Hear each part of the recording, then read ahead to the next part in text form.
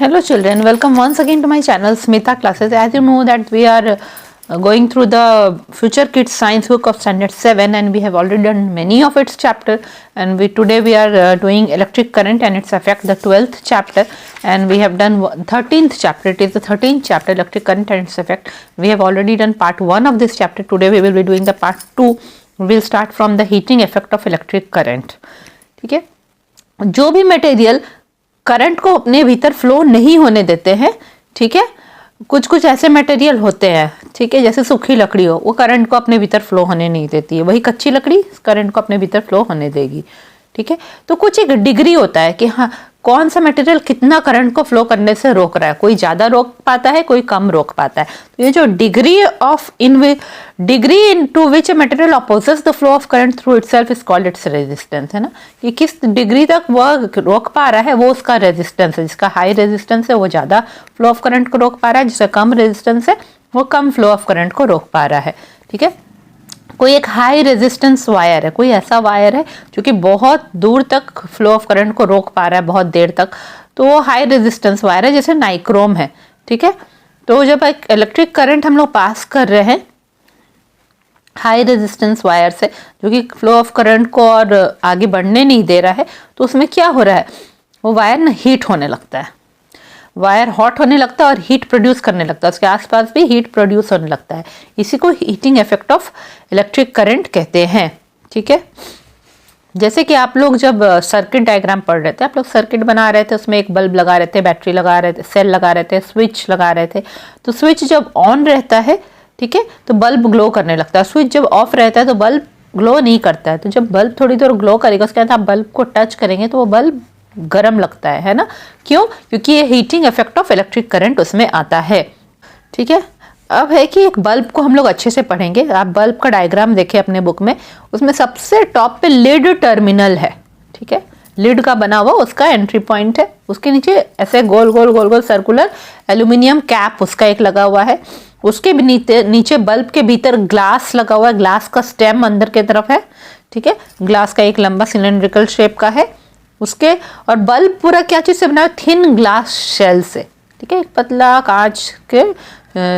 कांच का वैसे शेप का काटा हुआ है बल्ब के शेप का, और उससे बना है। अब वो ग्लास स्टेम जो अंदर है उसके नीचे और हम जाएंगे तो उसके अंदर आप देखेंगे दो पतले पतले वायर रहते हैं उसके भीतर, ठीक है, जो कि निकल आयरन लिड सपोर्टिंग वायर होता है, ठीक है। साइड में अंदर जो है सबसे ऊपर लिड टर्मिनल, फिर एल्युमिनियम कैप, फिर बल्ब के भीतर ग्लास स्टेम है, ग्लास के स्टेम के भीतर वी शेप का दो दूर दूर में जो वायर होगा वो निकल आयरन लिड से बना रहता है, निकल आयरन और लेड से बना रहता है, वो सपोर्टिंग वायर है। और उसके अंदर की तरफ आप देखेंगे तो बहुत ही नैरो सा वायर दिखाई देगा जो कि मटेरियल टंगस्टन का बना रहता है, और वो टंगस्टन का फिलामेंट होता है, ठीक है। तो ये जो टंगस्टन का फिलामेंट होता है, ये टंगस्टन एक ऐसा मेटल है, ठीक है, जिसका मेल्टिंग पॉइंट बहुत हाई होता है, ठीक है। टंगस्टन मेटल है एक ऐसा जिसका मेल्टिंग पॉइंट बहुत हाई होता है, मतलब कि वो जल्दी मेल्ट नहीं करेगा, काफ़ी देर तक वो हीट सह लेता है, ठीक है। तो जब हम लोग इलेक्ट्रिक करंट उसके भीतर पास कर रहे हैं तो उसके भीतर का जो थिन वायर है वो वाइट हॉट ग्लो करने लगता है, वो गर्म होते होते पूरा वाइट हॉट हो जाता है पूरा, और वाइट रोशनी उससे निकलने लगती है, ठीक है। कई बार होता है कि बल्ब फ्यूज हो जाता है, हम बोलते हैं, इसका मतलब क्या है कि उसका फिलामेंट टूट जाता है अंदर का, ठीक है। फिलामेंट जैसे ही उसका टूट जाएगा तो सर्किट ब्रेक हो जाता है और वो बल्ब और ग्लो नहीं करता है। आप देखिए भीतर एक सर्किट जैसा बना हुआ है, तो वो सर्किट ब्रेक कर जाएगा अगर फिलामेंट टूट जाएगा और बल्ब और ग्लो नहीं करेगा, ठीक है। अब फिलामेंट हॉट क्यों हो जाता है? क्योंकि वो जो थिन नाइक्रोम वायर अंदर, टंगस्टन वायर जो अंदर लगा हुआ है, वो करंट को रेजिस्ट करता है, करंट को आगे बढ़ने से थोड़ा रोकता है, और फिर भी इलेक्ट्रॉन फोर्स करते हैं कि नहीं वो उस वायर में आगे जाएंगे, ठीक है। और जब इलेक्ट्रॉन फोर्सफुली वायर में आगे जाना चाहते हैं तो बल्ब हीट होने लगता है, ठीक है। अब बल्ब के भीतर जो है कोई इनर्ट गैस भरा जाता है। इनर्ट गैस क्या होता है? वो गैस जो कि रिएक्ट नहीं करेगा जल्दी, ठीक है। तो ऐसा एक इनर्ट गैस आर्गन या नाइट्रोजन भरा जाता है। क्यों? क्योंकि अगर एयर भर देंगे तो एयर में ऑक्सीजन होता है, वो तो कंबशन को सपोर्ट करेगा, जब उतना हीटिंग इफेक्ट अंदर आएगा तो अंदर आग लग जाएगी, है ना। तो इसीलिए उसमें क्या भरा जाता है? आर्गन या नाइट्रोजन भरा जाता है, ताकि उतनी गर्मी हो बल्ब के भीतर भी तो भी आग नहीं लगे, ठीक है, कंबशन नहीं हो। इसी को कहते हैं इलेक्ट्रिक बल्ब के बारे में हम लोगों ने पढ़ा।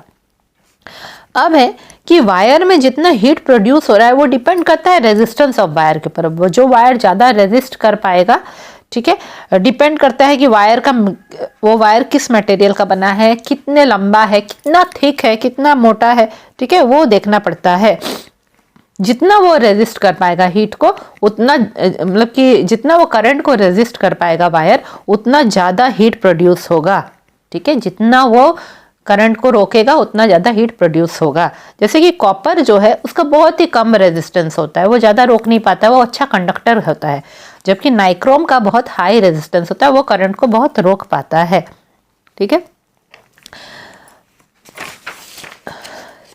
शॉर्ट वायर, जो वायर का लेंथ कम हो और जो मोटा हो, थिक वायर हो, उसका कम रेजिस्टेंस होता है, वो ज़्यादा करंट को रोक नहीं पाता है, ठीक है। जबकि एक लंबा वायर हो और थिन हो, पतला हो और लंबा वायर हो, तो वो उसका हाई रेजिस्टेंस होता है, ठीक है, वो ज़्यादा करंट को रोक पाएगा। जो थिन और लंबा वायर होगा वो करंट को ज़्यादा रोक पाएगा, ठीक है। तो ये पहला फैक्ट है कि किस पे रेजिस्टेंस डिपेंड करता है, कि thickness and length of the wire पे, ठीक है। थिकनेस, पहला तो मटेरियल पे, कैसा मटेरियल होना चाहिए। दूसरा thickness and length of the wire, जो लॉन्ग और थिन वायर होगा ज़्यादा रेजिस्टेंस देगा, ठीक है। फिर मैग्नीट्यूड ऑफ करंट पे भी डिपेंड करता है कि आप करंट कितने एम्पियर का आप भेज रहे हैं वहाँ पे, उस पर भी डिपेंड करता है। जितना ज़्यादा आप करंट भेजेंगे उतना ज़्यादा हीट प्रोड्यूस होगा उस वायर में, ठीक है। CFL, आजकल हम लोग CFL यूज़ करते हैं, कॉम्पैक्ट फ्लोरोसेंट लैम्प्स, आजकल इलेक्ट्रिक बल्ब की जगह यूज़ किया जा रहा है, वाइट कलर का। जो क्यों? क्योंकि वो कम एनर्जी कंज्यूम करता है, कम इलेक्ट्रिकल एनर्जी कंज्यूम करता है और इस तरह एनर्जी सेव होता है, ठीक है। तो CFL यूज़ करते हैं हम लोग आजकल। अब है कि यहाँ पे आपके बुक में एक बताइए कि आप कभी कोई इलेक्ट्रिकल अप्लायंस खरीदने जाएंगे तो उसमें ISI मार्क देखना पड़ता है ना, कि उसमें ब्रांडिंग का ISI मार्क है कि नहीं, क्योंकि ऐसे मार्क जो है गवर्नमेंट क्वालिटी इंस्पेक्ट करने के बाद देता है। उससे पता चलता है कि अगर ISI मार्क है यानी वो अप्लायंस सेफ है, अच्छे से बना है और उसमें एनर्जी कम वेस्ट होगा, इलेक्ट्रिकल एनर्जी कम वेस्ट होगा। बहुत सारे ऐसा इलेक्ट्रिकल अप्लायंसेज है जो कि heating effect of electric current को यूज़ करता है, ठीक है। क्या होगा, ऐसा वायर करेंगे जो हीट करेगा तो एटमॉस्फेयर को भी हीट करेगा, अपने आसपास के एनवायरनमेंट को भी हीट करेगा। तो कोई भी हीटिंग अप्लायंस हो, जैसे कि कोई हीटर हो, ठीक है, या फिर रूम हीटर हो, हाँ, या कुकिंग हीटर, इंडक्शन हो, इंडक्शन का तो नहीं बोलना चाहिए, पुराने समय का जो हीटर हो या रूम हीटर हो, ठीक है, तो वो जो है वो हीटिंग अप्लायंस का एक पार्ट क्या होगा, वो वायर ही होता है। ऐसा वायर जो कि हाई रेजिस्टेंस वाला वायर है और जब उसमें इलेक्ट्रिक करंट पास होगा तो वो हीट करेगा। जितना ज़्यादा रेजिस्टेंस होगा, ठीक है, जितना जो है वो रोकेगा करंट को, उतना हीट प्रोड्यूस होगा। जो बहुत अच्छे अच्छे कंडक्टर होते हैं जैसे कॉपर, सिल्वर, एल्युमिनियम, ये सब रेजिस्ट नहीं कर पाते हैं करंट को, इनसे करंट फ्लो हो जाता है, तो ये इतना जल्दी हीट नहीं होते हैं। जबकि जो एलॉय होते हैं, एलॉय क्या होते हैं, जो 2 या 3 मेटल मिला के बना रहता है ऐसा मटेरियल, ठीक है। तो एलॉय जैसे होते हैं, नाइक्रोम होते हैं, वो लोग अच्छा हीटिंग कैपेसिटी उनका होता है क्योंकि वो बहुत कम रेजिस्टेंस देते हैं। तो कुछ कुछ ऐसे अप्लायंसेस कौन सा है जो हीटिंग इफेक्ट देता है, वो है इलेक्ट्रिक हीटर जो हम लोग घर में यूज़ करते हैं, टोस्टर, टोस्ट बनाने के लिए, आयरन और हेयर ड्रायर। इन सब में जो कॉयल अंदर लगा रहता है, वायर को गोल गोल करके लगाया जाता है, जो कॉयल, उसका कम रेजिस्टेंस होता है, वो के भीतर जो कॉयल रहता है वो रेजिस्टेंस वायर होता है, मतलब कि वो रेजिस्ट करता है इलेक्ट्रिक करंट को, कम रेजिस्टेंस नहीं, हाई ही रेजिस्टेंस होता होगा, तो कि वो इलेक्ट्रिकल एनर्जी को हीट एनर्जी में कन्वर्ट करे, ठीक है। एक हेयर ड्रायर जो है, एक हेयर ड्रायर है, उसका अंदर जो वायर का कॉयल है, वायर्स जो लगे हुए हैं, वो जब हम लोग ऑन करेंगे उसमें करंट जाएगा तो करंट को रोकेगा और वो पूरा हीट करके ग्लो करने लगेगा, ठीक है। वो वायर अंदर पूरा जल रहा होगा, मतलब कि डैजलिंग हीट हो रहा होगा और उसी से हीट वो बाहर आता है जब हेयर ड्रायर को स्विच ऑन करते हैं। तो यानी कि जो कॉयल सब है वो एयर को हीट अप कर देते हैं। जब वो गर्मी बाहर आती है ड्रायर की हमारे बालों पे, तो वो जो कॉयल की गर्मी वो बाहर आके एयर को हीट कर देती है और जो है उसके भीतर एक फैन भी लगा रहता है एयर ड्रायर में, जो कि हॉट एयर को हेयर ड्रायर से बाहर फेंकता रहता है, ठीक है। अब है एलईडी लाइट बल्ब्स जो है वो ज़्यादा एनवायरमेंटल फ्रेंडली है alternative to incandescent bulbs. Incandescent क्या था, पहले समय का बल्ब था जो येलो बल्ब हम लोग जलाया करते थे, उसकी जगह अभी जो एलईडी बल्ब सब आया है, ठीक है, वो ज़्यादा एनवायरमेंट फ्रेंडली है। एलईडी बल्ब में एक सेमीकंडक्टर डिवाइस होता है। सेमीकंडक्टर डिवाइस क्या होता है, जो कि कुछ हद तक कंडक्ट कर पाएगा इलेक्ट्रिसिटी को, ठीक है। तो वो एक सेमीकंडक्टर डिवाइस होता है कि जब उसमें इलेक्ट्रिक करंट हम लोग पास करेंगे तो उसमें से विजिबल लाइट निकलता है, ठीक है, ऐसे रोशनी वो देता है। ऐसा एक सेमीकंडक्टर डिवाइस उसमें लगा रहता है एलईडी बल्ब सब में। और क्या है कि जब आप एलईडी बल्ब को टच करेंगे कुछ देर ग्लो होने के बाद वो इतना गर्म नहीं होता है, जबकि वही इनकैंडेसेंट बल्ब जो था वो बहुत गर्म हो जाता था, ठीक है। और जैसे ही आप करेंगे जो है instant on, unlike compact fluorescent bulbs, जो पहले कुछ दिन पहले कॉम्पैक्ट फ्लोरोसेंट बल्ब्स आ रहा था, वो जो लंबा लंबा पाई दिखाई देता था, उसको थोड़ा हीटर में धीरे धीरे धीरे धीरे करके वो जलता था। पर ये जो एलईडी बल्ब्स है, वाइट लाइट जो दे रहा है, वो तुरंत जल जाता है, ठीक है। और वही CFL को थोड़ा जलने में समय लगता था। अब हम लोग फ्यूज की बात करेंगे। तो फ्यूज एक सेफ्टी डिवाइस है। किसी भी इलेक्ट्रिक सर्किट में या किसी भी इलेक्ट्रिकल अप्लायंस में एक ना सेफ्टी डिवाइस वो लोग लगाते हैं, ताकि इलेक्ट्रिसिटी से आग नहीं लग जाए और वो जो इलेक्ट्रिकल अप्लायंस है वो डैमेज नहीं हो जाए, इसलिए फ्यूज लगाते हैं। फ्यूज में क्या होता है, एक फ्यूज वायर होता है जो कि छोटे लेंथ का होता है, ठीक है, और बहुत पतला होता है, थिन होता है, शॉर्ट लेंथ का होता है। उसके ऊपर वो क्या होता है, वो क्या वायर होता है, वो कॉपर का वायर होता है। उसके ऊपर टिन का प्लेटिंग किया जाता है, एक टिन का कोटिंग उसके ऊपर दिया जाता है, और वो copper wire low melting point का होता है।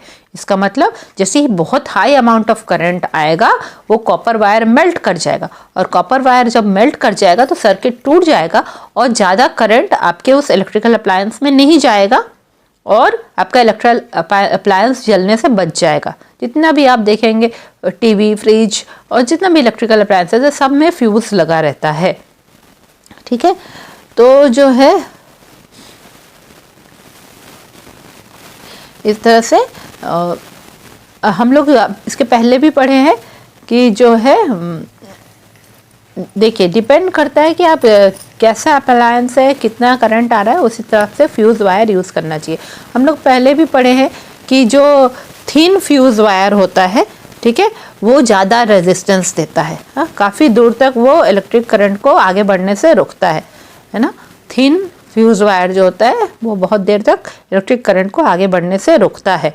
और दूसरा जो अलग होता है, थिक या दूसरा कनेक्टिंग वायर होता है, वो सब कम रेजिस्टेंस देता है, ठीक है। तो फ्यूज़ वायर को कैसे बनाया जाता है, एक शॉर्ट वायर लिया जाता है, कम लेंथ का वायर लिया जाता है, उसको एक पोर्सलेन या इंसुलेटिंग मटेरियल होता है, आप देखे होंगे वो लगा रहता है इलेक्ट्रिकल जहाँ पे कनेक्शंस होता है वहाँ पे एक पोर्सलेन मटेरियल लगा रहता है, ठीक है, जो जिसका बेसिन जिससे बना रहता है, पोर्सलेन है ना, वॉश बेसिन वगैरह बना रहता है, तो उसी मटेरियल का बना रहता है, या फिर कोई इंसुलेटिंग मटेरियल का जो कि हीट और करंट को फ्लो होने नहीं दे, उसी के भीतर वो शॉर्ट वायर को लगा दिया जाता है, ठीक है, और उस पूरे फ्यूज को लगा दिया जाता है इलेक्ट्रिकल अप्लायंस में।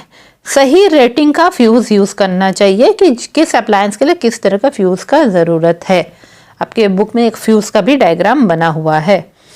कैसा फ्यूज यहाँ पे दिया हुआ है आपके बुक के डायग्राम में, एक कांच का ट्यूब है, ठीक है, उसके भीतर 3 थिन फ्यूज वायर अंदर लगा हुआ है, ठीक है, उसके ऊपर नीचे मेटल कैप है, कांच का ट्यूब में ऊपर नीचे मेटल कैप है, ठीक है, और जो फ्यूज वायर का एंड है वो उस मेटल कैप में जुड़ा हुआ है, ठीक है। ये मेटल कैप से क्या होता है कि फ्यूज वायर सर्किट के साथ कनेक्ट हो जाता है अच्छी तरीके से, सर्किट के साथ कनेक्ट करने के लिए उसमें बना रहता है जगह, ठीक है। Metal caps are meant for connecting the fuse in the circuit in a suitably made bracket, वहां अंदर बना रहता है जहां पे आप वो फ्यूज वायर को कनेक्ट कर सकते हैं। तो फ्यूज को सेफ्टी के लिए लगाया जाता है सर्किट सब में, हर जगह वीक लिंक्स फॉर सेफ्टी है ना, सेफ्टी के लिए फ्यूज को लगाया जाता है हर जगह, कि अगर कोई फॉल्ट हुआ, कुछ गलती हुई और बहुत ज़्यादा करंट आने लगा तो फ्यूज वायर पहले मेल्ट हो जाएगा, बस करंट आगे आना बंद ही हो जाएगा और कोई चीज़ डैमेज नहीं होगा या घर के वायरिंग में आग नहीं लगेगी, इसीलिए पहले ही फ्यूज लगाया जाता है, ठीक है। यहाँ पे आपके बुक में एक एक्टिविटी बताया गया है कि एक स्टील वूल एक चीज होता है, ठीक है। स्टील वूल को दो कांटों के बीच में कंटा जो नेल्स होता है, आयरन नेल्स, उससे जोड़ दिया गया है। फिर आगे उसको 4 सेल से जोड़ा गया है और एक बल्ब से जोड़ा गया है और एक स्विच लगाया गया है, ठीक है। फिर जैसे ही हम लोग स्विच ऑन करेंगे सर्किट कंप्लीट होगा। हम लोग देखेंगे कि वो जो हम स्टील वूल लगाए हैं वो जो है वो पूरी तरह से जल जाएगा और सर्किट टूट जाएगा, ठीक है। स्टील वूल जल के उस पूरे कंप्लीट सर्किट के बीच में ब्रेकेज कर देगा, वो जल जाएगा।